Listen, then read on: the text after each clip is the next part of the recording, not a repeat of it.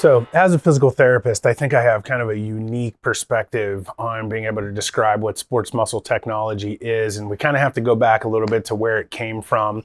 It was really a concept and a system that was developed by a guy named Mike Maddox back in the 70s. Mike is now about 77 or 78 years old, and he's been around the fitness and sports performance training industry for his entire career. Been doing this for 50 years. I've been so lucky and blessed to actually learn from him and be able to understand his system and these training concepts and apply it to what I'm doing. But as a physical therapist, the reason why it's so important is trying to understand that fitness and performance as well as rehabilitation are really on the same spectrum, right? A lot of times when we're looking at fitness and physical therapy, we think that there's this big gap in between them, that one's on one side and one is on the other. But in reality, there is no gap, and it's really a spectrum. So sports muscle technology was created to really enhance performance in athletes, but it was using physical therapy technology and physical therapy science to do so. And the reason for that is because when we're looking at improving performance, it's really about repetition and volume. And I could get into this a little bit more, but we don't always think about that in the progressive overloading systems that we use in fitness. So when we think about improving somebody's function or their capability, or ultimately their performance, we need to do so in a manner that's going to allow them to acquire those skills, which requires a special set of equipment, and it also requires a special type of system. So sports muscle technology was always designed to enhance athletic performance and get athletes to reach their peak potential. However, we do the exact same thing in physical therapy rehab, but not until the end phase. In the initial phases, we're trying to deal with pain and inflammation and swelling, and we don't always think about performance, but we always need to start with the end in mind. Knowing that we need to get athletes particularly back to this high level of performance, we need to start at the beginning. Fortunately, sports muscle technology was designed in a way that we can start to improve performance at low levels or even improve performance in our high-level elite athletes. That's the thing I really love about it the most, is that we're able to take this equipment and this technology and use it for both populations. So when you look at the industry, there are truly very few pieces of equipment or systems that can actually bridge that gap between the rehabilitation process and fitness and performance. When we look at athleticism is really, and I've been working on this definition most of my career, how do you define athleticism?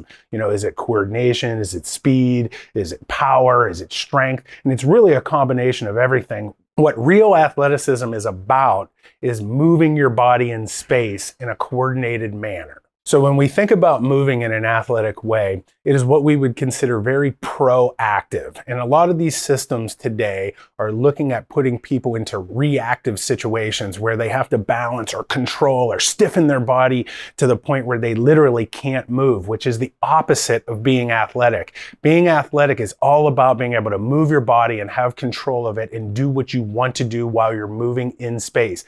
While you're moving in space means moving from one place to another and not necessarily standing still. So if we're thinking about performance on a spectrum and we're thinking about trying to improve people's athleticism, whether you're injured or whether you're an elite athlete, we are really focused on movement and enhancing the quality of somebody's movement.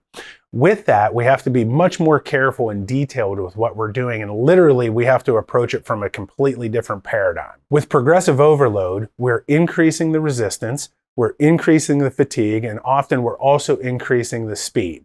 With that, we're also increasing the risk for injury.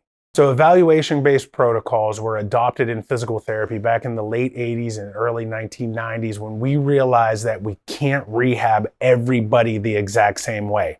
Why would you? Doesn't really make any sense, right? We know that everybody's different, men or women, children, adults, but when it comes down to it, musculoskeletally, neuromuscularly, we are all different. Physiologically, we are all different. And the research shows that we all have a different level of responding to training in terms of how our connective tissue and our physiology also responds to that training. This is one of the reasons why people sometimes get results in 2 weeks, some people get results in 2 months, and some people it takes 2 years. So most people don't understand what an evaluation-based protocol is. So if you've ever had physical therapy or had a personal trainer before, typically what we're going to do or what you're going to experience is what's called a time-based protocol.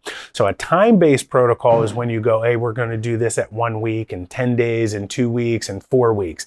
But like we just said, everybody is different and everybody progresses differently. And that is why we have to use an evaluation. First, we want to use an evaluation to determine where your baseline status is. So without that needs analysis or that baseline assessment, there's really no way to tell whether you're improving or not. And in a lot of programs, that's the way that it is. It's a big guessing game. So we want to make sure that we're very clear and certain that you're making the progress that you're looking for and getting it directed towards the goals that you're trying to achieve. So with sports muscle technology and our training systems, and especially as a physical therapist, I love it because we are focused on skill acquisition. And when we're focused on skill acquisition, we think of things a little bit differently. We focus on motor development. And when we're thinking about motor development, we're looking at how do you progress through these stages to achieve a certain level of functional capability. So the feedback that sports muscle technology provides you allows you to basically constantly self-correct your own mechanics, which is really the key to true skill acquisition. So thanks for watching our video. If you like this video, please smash that like button and subscribe to our channel so we can continue to provide you with the best content in sports training, physical therapy, wellness, fitness, and performance.